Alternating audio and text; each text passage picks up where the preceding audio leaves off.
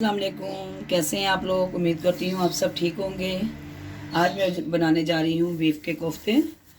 جن چیزوں کی مجھے ضرورت ہے: آدھا کلو قیمہ ہے، روکھا قیمہ لیا ہے میں نے آدھا کلو، پیاز لی ہے 2 عدد، ہری مرچیں ہیں، اس کو میں نے مکسی میں پیسنا ہے، ہرا دھنیا اور پودینہ ہے، کٹی ہوئی مرچیں ہیں آدھی چمچ ہے پیسی ہوئی مرچیں، آدھی چمچ ہلدی ہے، بھنا ہوا کوٹا ہوا زیرہ سفید اور دھنیا، اور نمک ہے حسب ذائقہ، اور پسا ہوا گرم مسالہ۔ یہ بھنے ہوئے چنے ہیں 3 چمچ چاہیے پسے ہوئے۔ یہ دیکھیں میں نے ہری مرچی اور پیاز مکسی میں پیس لی ہے۔ اب اس میں قیمے میں مکس کروں گی اسے۔ بسم اللہ الرحمن الرحیم۔ اس کو ہمیں اچھی طرح مکس کرنا ہے۔ یہ دیکھیں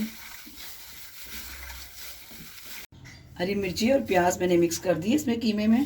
اب اس پہ میں یہ مسالے ڈال رہی ہوں جو میں نے آپ کو پہلے بتائے تھے سارے،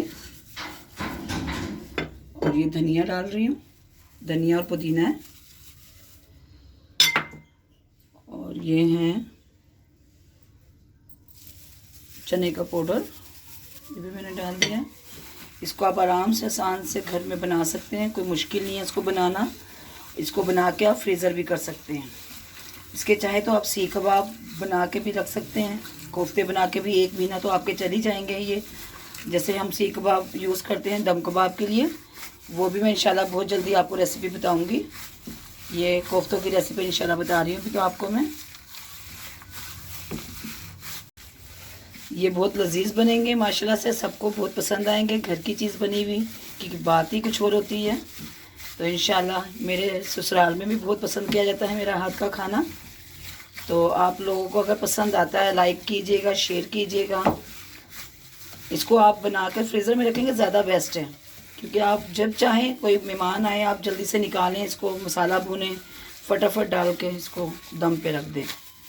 یہ دیکھیں میں نے سیخ کباب اور کوفتے دونوں چیزیں بنا کے رکھ لی ہیں۔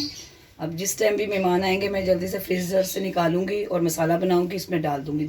کمنٹس کر کے مجھے ضرور بتائیے گا کہ میری ریسیپی آپ کو کیسی لگی ہے۔ پھر ملیں گے نیکسٹ ریسیپی کے ساتھ۔ اوکے، اللہ حافظ۔